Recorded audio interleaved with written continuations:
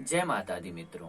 आज के इस वीडियो में हम सभी जानेंगे अधर्म का एक पल जो है वो कैसे हमारे जीवन भर के पुण्य को नष्ट कर देता है इस बारे में।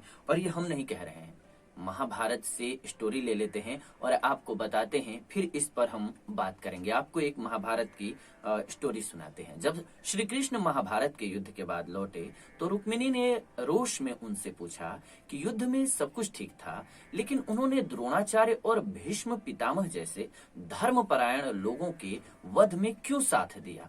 इस पर भगवान श्री कृष्ण ने उत्तर दिया कि देवी, ये सही है कि वे दोनों धर्मपरायण थे और दोनों ने ही पूरे जीवन धर्म का पालन किया, लेकिन उनके किए एक पाप ने उनके सारे पुण्यों पर पानी फेर दिया। उन्होंने पूछा कैसे। ये सुनकर के रुक्मिणी चौंक गईं और पूछा कि उन दोनों ने कौन से पाप किए थे। श्री कृष्ण ने कहा, जब भरी सभा में द्रौपदी का चीरहरण हो रहा था तब ये दोनों भी वहां पर उपस्थित थे और बड़े होने के नाते ये दुशासन को ऐसा न करने की आज्ञा दे सकते थे, पर दोनों ही उस वक्त चुप रहे और अनजाने में ही अधर्म का साथ दिया। उनके इस एक पाप के आगे धर्मनिष्ठा छोटी पड़ गई और मुझे भी धर्म का पालन करते हुए उनके वध में पांडवों का साथ देना पड़ा। इसके बाद रुक्मिणी ने भी श्री कृष्ण से पूछा कि उन्होंने कर्ण के वध में क्यों साथ दिया। चलिए, इन लोगों ने तो वहां पर नहीं बोला इसलिए किया, जबकि कर्ण जो है वो तो दानवीर था, उसके द्वार से कभी कोई खाली ही नहीं गया, खाली हाथ कोई लौटा ही नहीं, तो उसकी क्या गलती थी, उसको मारने में आपने किसी और का साथ क्यों दिया। श्री कृष्ण ने कहा, वस्तुतः वो अपनी दानवीरता के लिए विख्यात था और उसने कभी किसी को न कहा ही नहीं, यानी कि कुछ भी किसी ने मांगा तो उसने मना किया ही नहीं।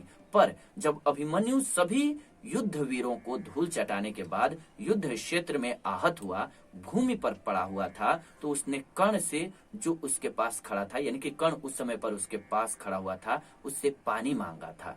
कर्ण जहां खड़ा था उसके पास पानी का एक घड़ा था, पर कर्ण ने मरते हुए अभिमन्यु को पानी नहीं दिया, इसलिए उसका जीवन भर दानवीरता से कमाया हुआ पुण्य नष्ट हो गया। बाद में उसी गड्ढे में उसके रथ का पहिया फंस गया और वो मारा भी गया।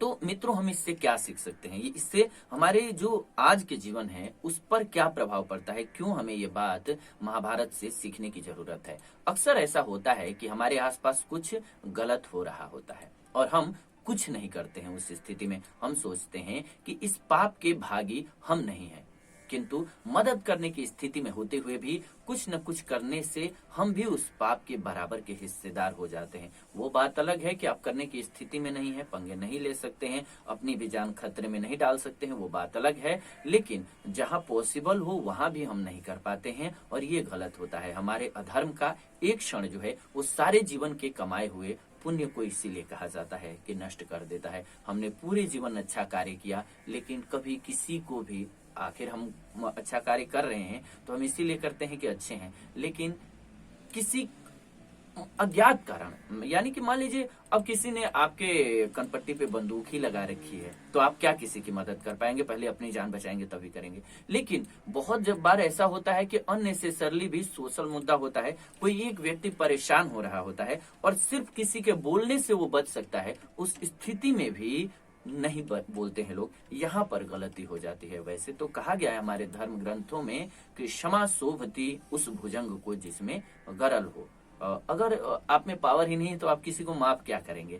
तो क्षमा तो वही कर सकता है जिसमें पावर है। दो लोगों में लड़ाई होती है, कमजोर अगर कहे कि जाओ आज तो मैं तुम्हें मार ही देता लेकिन छोड़ रहा हूं, तो अशोभनीय होगा, हास्य का पात्र होगा। तो ठीक वैसे ही कह रहे हैं कि ठीक है, आप मदद करने की स्थिति में ही नहीं है, आपके पास पावर ही नहीं है, तो बात अलग है। लेकिन जहां पावर होती है और जितनी पावर होती है, जिस हिसाब से होती है, किसी को पैसे की हो सकती है, किसी कोई बात से सपोर्ट कर सकता है, कोई लड़ाई है तो वहां पर झगड़ा हटा करके कर सकता है।